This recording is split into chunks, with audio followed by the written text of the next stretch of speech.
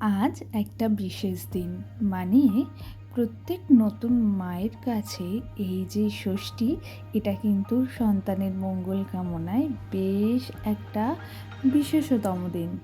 আর বৃন্দা হওয়ার পর এটা আমার ছিল ফার্স্ট নীল ষষ্ঠী, নীল পূজা।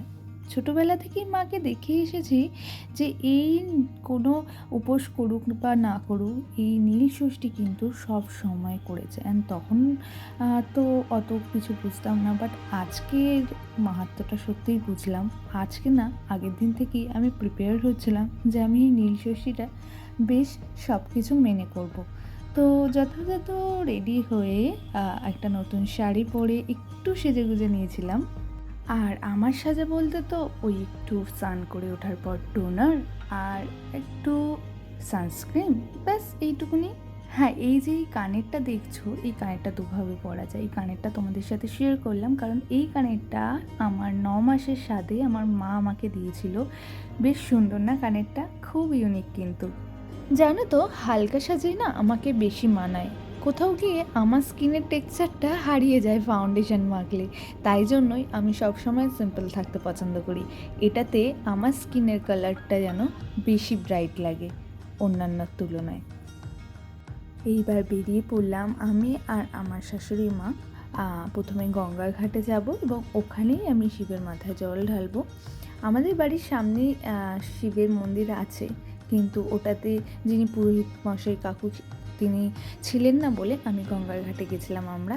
এবং আমার শাশুড়ি মা এই ভিডিওগুলো করে দেয়, আমি বরং খুব লজ্জা পাই। বাট মামুনি বলে যে কর, কত সুন্দর লাগছে দেখ, আয় দে করে দিই। আর আরেকটা কথা বলে রাখি, এটা কিন্তু আমার বৃন্দা হওয়ার পর প্রথম ষষ্ঠী পুজো হলেও আমি কিন্তু এর আগে দুটো ষষ্ঠী করি আমার বৃন্দার নামে। এক হচ্ছে জামাই ষষ্ঠীতে যে ষষ্ঠী হয়, এবং আরেকটা হচ্ছে ষষ্ঠী, দুর্গা পুজোর ষষ্ঠী দিন যেটা হয়। তো ও তখন আমার পেটে ছিল এবং আমার শাশুড়ি মা বলেছিল যদি তুই করতে চাস করতে পারিস, কোনো জোরাজুরি নেই। বাট আমি করেছিলাম, আমি জানি না কেন আমার ইচ্ছা করেছিল এবং আমি সেটা করেছিলাম। আর এটা হচ্ছে নিমাই তীর্থ ঘাট, তোমরা অনেকেই চিনে থাকবে বৈদ্যবাটির। এখানে আমার বিয়ে হয়েছে যেহেতু, তো এই ঘাটে এসেছি। এই ঘাটে তারকেশ্বর যাত্রীরা ছিলেন প্রচুর, তাই জন্য খুব ভিড় ছিল।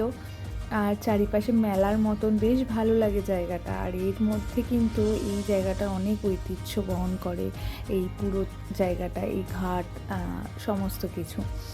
তো ফাইনালি এখান থেকে জল নিয়ে সূর্য দেবতাকে নমস্কার করে আমরা পুজো দিই, শিবের মাথায় জল দিই এবং মনস্কামনা যা থাকে সেটা জানাই। এবং সমস্ত সন্তানেরা যেন ভালো থাকুক। মা হওয়ার পর যেন একটা আলাদাই অনুভূতি, একটা আলাদাই জানি না, এটা একটা পাওয়ার, একটা সুপার পাওয়ার বলা যেতে পারে, যে মা কথাটার যে মানে, সেই মায়েরা বলতো না, মা না হলে বুঝবি না। আর সত্যি তাই, মা হলে বুঝবি। আজকে সেই মা হওয়া এবং সমস্তটা যেন একটা অন্য রকম, অন্য চ্যাপ্টার, জীবনের একটা অন্য অধ্যায়। যে অধ্যায়টা এত ভালো লাগে, এত ভালোবাসা জড়িয়ে আছে। হয়তো আস্তে আস্তে সমস্ত কিছু শিখছি, কিন্তু যা পেয়েছি তা ভগবানের দান, ভগবানের কাছে অশেষ কৃপা। সমস্ত মায়েদের মুখে হাসি ফুটিও, সমস্ত সন্তানকে পৃথিবীর ভালো রেখো, এটুকুনিই চাওয়া। দেখা হচ্ছে নেক্সট ভিডিওতে। তিল দিন, টাটা।